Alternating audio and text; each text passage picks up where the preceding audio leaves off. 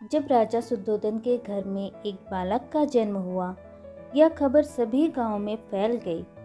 पास के गांव में एक ऋषि रहते थे जिनका नाम था आसित ऋषि। उन्होंने यह सुना और राजा शुद्धोधन से मिलने उनके महल में पधारे और वहां पहुंचकर राजा शुद्धोधन के पुत्र सिद्धार्थ को देखे।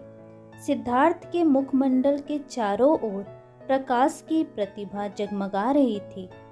ऋषि ने पुत्र सिद्धार्थ को देखकर एक भविष्यवाणी की, राजन, आपका पुत्र सन्यासी होगा, घर द्वार छोड़ देगा, माता पिता सब कुछ छोड़ देगा।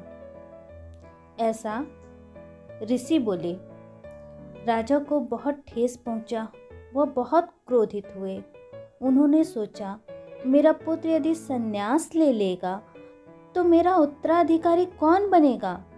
मेरा राजपाट कौन संभालेगा? राजा ने ऋषि से पूछा, इसका कोई उपाय है? ऋषि ने कहा, इसका कोई उपाय नहीं महाराज। जो होना है वह तो होकर ही रहेगा। आपका पुत्र सन्यासी ही होगा। ऐसा कहकर ऋषि चले गए और फिर उसके बाद राजा ने एक संयंत्र रचा सिद्धार्थ को हर दुखों से दूर रखने का। जब सिद्धार्थ छोटे थे तभी से उनके पिता राजा शुद्धोधन ने उनके लिए बहुत ही झूठा संसार रचा।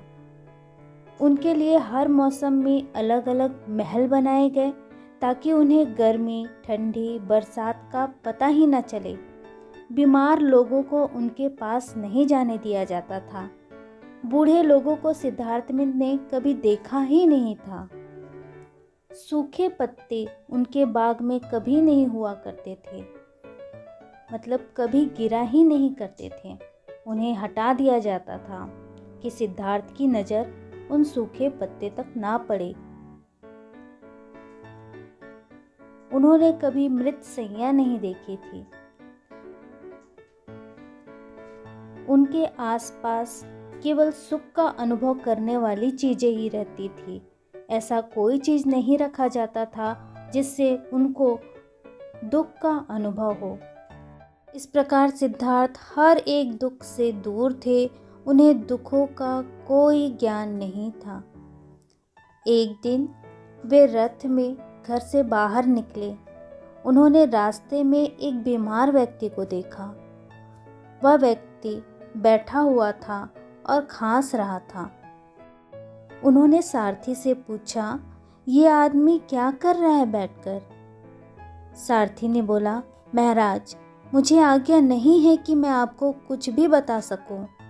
मुझे माफ कर दीजिए। सिद्धार्थ बोले, तुम नहीं बताओगे तो मैं तुम्हें सजा दूंगा, इसलिए तुमको बताना ही होगा। सारथी ने बताया, यह व्यक्ति बीमार है या खांस रहा है। सिद्धार्थ को बहुत आश्चर्य हुआ कि आज तक तो मैंने ऐसा कभी भी नहीं देखा। महल में कभी इस तरीके से खांसते किसी को नहीं देखा। उसके बाद रथ आगे बढ़ा। आगे चलने पर सिद्धार्थ ने एक बूढ़े व्यक्ति को देखा। वह बूढ़ा व्यक्ति लाठी लेकर झुककर चल रहा था। सिद्धार्थ ने फिर से सारथी से पूछा, यह व्यक्ति ऐसा क्यों दिख रहा है? ऐसे क्यों चल रहा है? सारथी ने उत्तर दिया, महाराज, यह व्यक्ति बूढ़ा हो गया है, इसलिए यह लाठी लेकर झुककर चल रहा है। सिद्धार्थ ने कहा, यह बूढ़ा क्या होता है? सारथी ने बताया, यह जवानी के बाद की एक अवस्था होती है। सिद्धार्थ सोचने लगे, ऐसा कैसे? मैंने तो कभी किसी को ऐसे नहीं देखा। उन्हें बड़ा आश्चर्य हुआ। रथ आगे चलने लगी। कुछ दूर आगे चलने पर एक शव जाते हुए देखे, जिसे 4 लोग कांधे पर उठाकर ले जा रहे थे और राम नाम सत्य है बोल रहे थे। यह देखकर तो सिद्धार्थ को बड़ा अचंभा हुआ। वे सारथी से पूछे, ये लोग इस आदमी को लिटाकर कहाँ लेकर जा रहे हैं? सारथी ने उत्तर दिया, महाराज, इस आदमी की मृत्यु हो गई है और ये लोग उसके शव को अंतिम संस्कार के लिए लेकर जा रहे हैं। सिद्धार्थ बहुत अचंभित हुए। उनके मन मस्तिष्क में हलचल सी हो गई। उन्हें कुछ भी समझ नहीं आ रहा था। कुछ दूर और आगे चलने पर सिद्धार्थ को एक सन्यासी दिखाई दिया। उन्होंने सारथी से कहा, रथ रोको।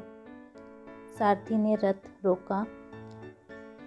फिर उन्होंने कहा, ये बताओ कि यह आदमी कौन है जो गेरुआ वस्त्र धारण किए हुए है? ये कहाँ जा रहा है? सारथी ने उत्तर दिया, महाराज, ये सन्यासी है, इसलिए गेरुआ वस्त्र धारण किया हुआ है।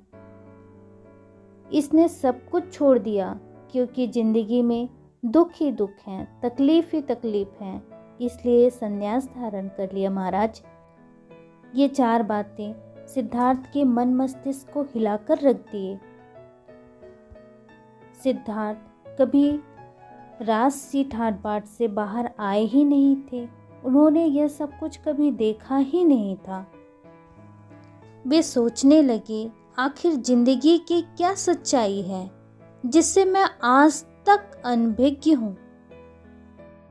उन्होंने जीवन की सच की तलाश में अपना घर उसी रात त्याग कर दिया और बाद में संन्यास धारण कर लिए।